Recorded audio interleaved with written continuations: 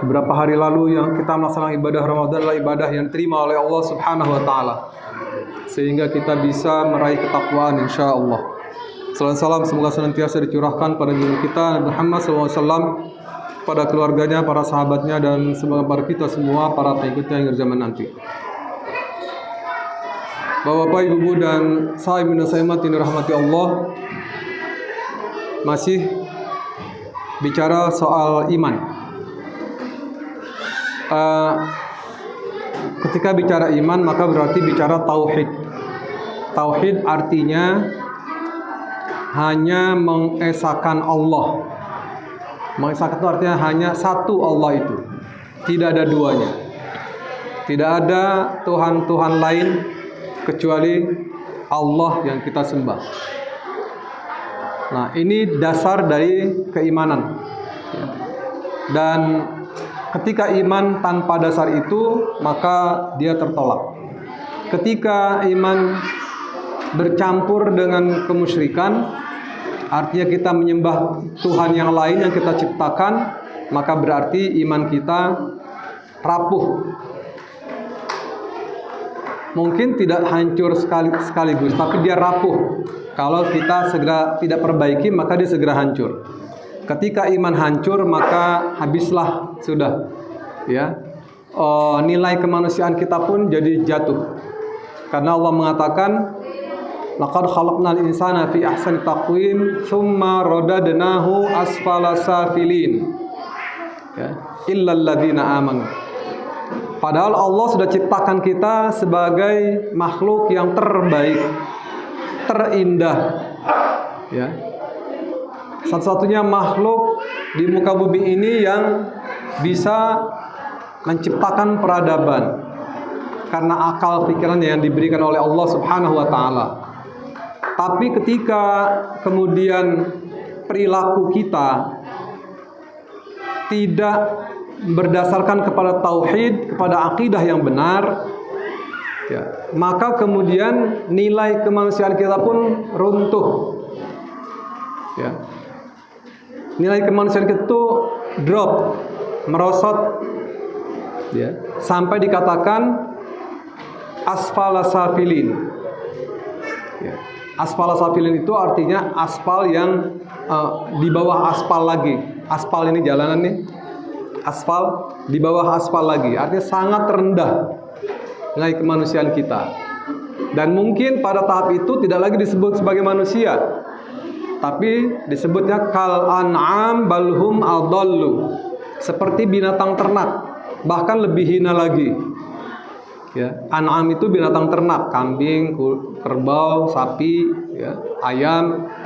Balhum adallu, bahkan lebih hina lagi dari itu. Jadi kalau ketauhidan kita tidak ada pada diri kita, atau keimanan tidak ada pada diri kita, atau iman kita tidak seharusnya berada pada titik yang tidak seharusnya, maka nilai kemanusiaan kita akan jatuh. Dan itulah sebabnya mengapa para rasul, para anbiya itu diutus ke muka bumi ini hanya bicara soal satu hal itu. Ya, dan sampai kiamat nanti para warasatul anbiya itu, para pewaris nabi itu, yakni para ulama, tetap akan bicara soal tauhid. Kenapa? Karena manusia seringkali berubah, mudah berubah. Ya. Tidak punya keteguhan. Makanya hanya orang yang ditolong Allah yang bisa mampu mempertahankan keimanannya. Kalau yang tidak ditolong oleh Allah, dia tidak akan bisa mempertahankan keimanan. Karena kenapa? Kata Rasulullah, al-imanu yazidu wa yanqus. Iman itu naik dan turun. Fajaddidu imanakum, maka perbaharuilah selalu imanmu itu. Jadi karena karakter iman yang naik turun itu, maka dari awal, dari mulai Nabi Adam sampai kiamat nanti disambung dengan para pewaris Nabi, para ulama, itu bicaranya hanya bicara soal tauhid. Gitu ya. Supaya kemanusiaan kita itu kembali. Karena ketika kita bicara kemanusiaan, maka percuma saja bicara kemanusiaan itu tanpa tauhid di dalamnya, tanpa dia memiliki Tuhan yang satu, yaitu Allah. Karena begitu kita tidak bicara tauhid, maka berarti kita bicara Tuhan-Tuhan yang banyak yang kita ciptakan. Ya. Tuhan-Tuhan yang selalu kita ciptakan setiap saat. Dan penciptaan Tuhan itu seringkali kadang disadari, kadang tidak disadari. Misalnya mempertuhankan keinginan. Pokoknya saya pengen punya ini, pengen punya itu.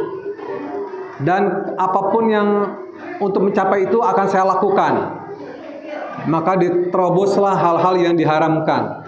Nah, ini artinya apa? Dia sedang mempertuhankan hawa nafsunya, keinginan-keinginan. Padahal keinginannya itu masih pada level dunia, yang oleh Rasulullah disebut dunia itu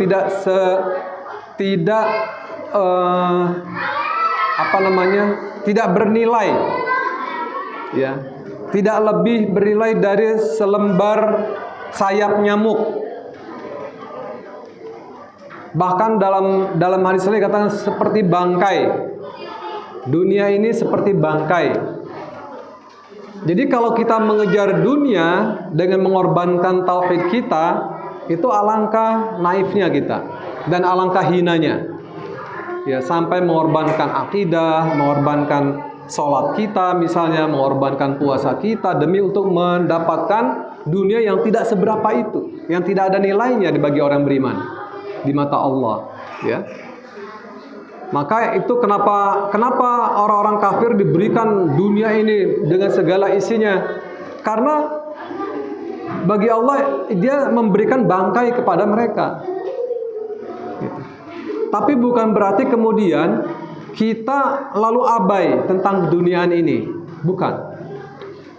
Ya, karena dalam ajaran Islam juga kita diperintahkan berzakat, berinfak, bersedekah, berhaji, semuanya memerlukan materi.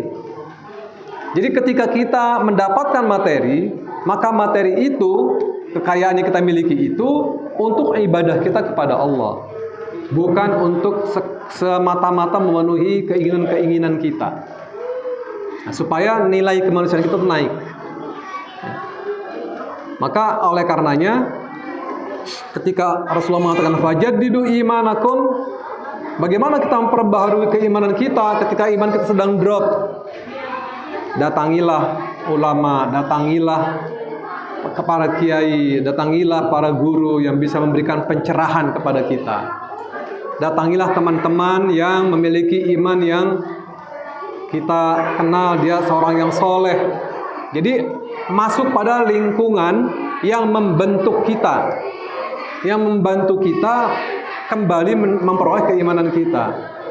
Tapi kalau kita dalam keadaan futur, dalam keadaan drop iman kita itu, lalu kita menjauhi orang yang beriman, maka akan semakin hancur. Karena keimanan itu hanya didapat dari orang-orang yang juga beriman. Gitu. Jadi sekali lagi,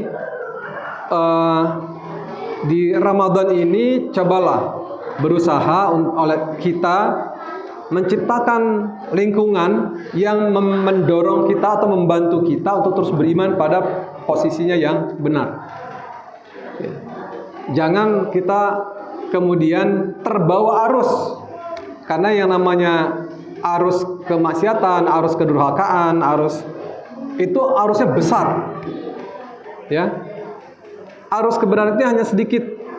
Dalam Al-Quran disebut walakin aktsarun nasi la ya'lamun, akan tetapi kebanyakan manusia tidak tahu. Ya. Walakin aktsarun nasi la yashkurun, kebanyakan manusia tidak bersyukur. Qalilan ma tashkurun, sedikit sekali di antara kalian yang bersyukur. Jadi Allah tuh menyebut sangat sedikit orang yang memiliki keimanan yang benar itu. Jadi oleh karenanya kita harus berusaha masuk pada kelompok yang sedikit itu. Jangan ikut-ikutan orang banyak. Ya, jangan ikut-ikutan orang banyak, karena kata Allah, mengikuti kebanyakan orang itu menyesatkan.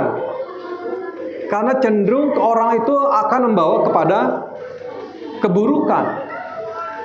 Banyaknya orang, makanya kita tidak boleh bangga, wah saya umat Islamnya banyak. Di negeri ini adalah umat Islam terbesar di dunia. Nggak ada yang bisa ngalahin Indonesia.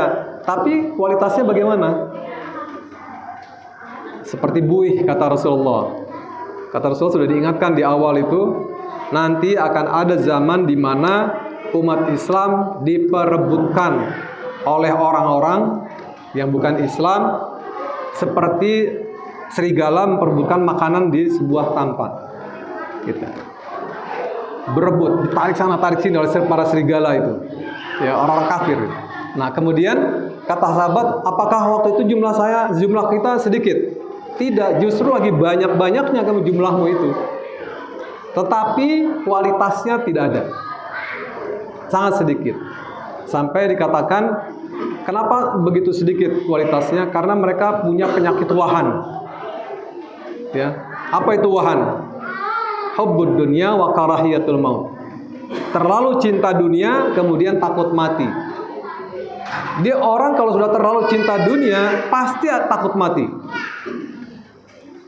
Nggak ada atau jarang atau sangat sedikit sekali orang yang seperti Abdurrahman bin Auf. Meskipun dia kaya raya, tapi begitu perang memanggil dia datang.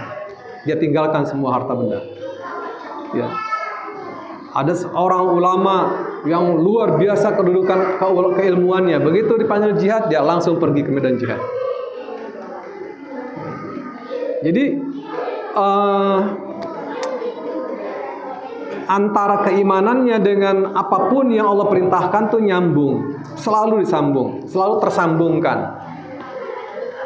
Nah, ini Ramadan ini adalah melatih kita, menyuburkan kembali semangat iman kita itu supaya nyambung antara realitas dengan idealitas, nyambung antara yang kelihatan dengan yang tidak kelihatan, disambungkan. Kan bicara iman berarti bicara sesuatu yang konsep yang tidak kelihatan, gitu.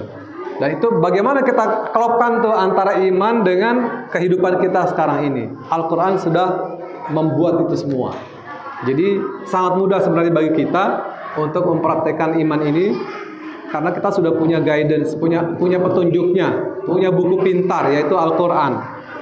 Maka oleh karenanya sekali lagi, kesempatan di Ramadan ini, yuk kaji Al-Quran supaya kita semakin tahu harusnya saya begini nih kalau kita ingin iman kita itu berkualitas. Demikian, mudah-mudahan bicara keimanan ini akan terus ya dengan berbagai aspeknya untuk kita bisa dalami dan bisa kita pahami serta kembangkan. Demikian, assalamualaikum warahmatullahi wabarakatuh.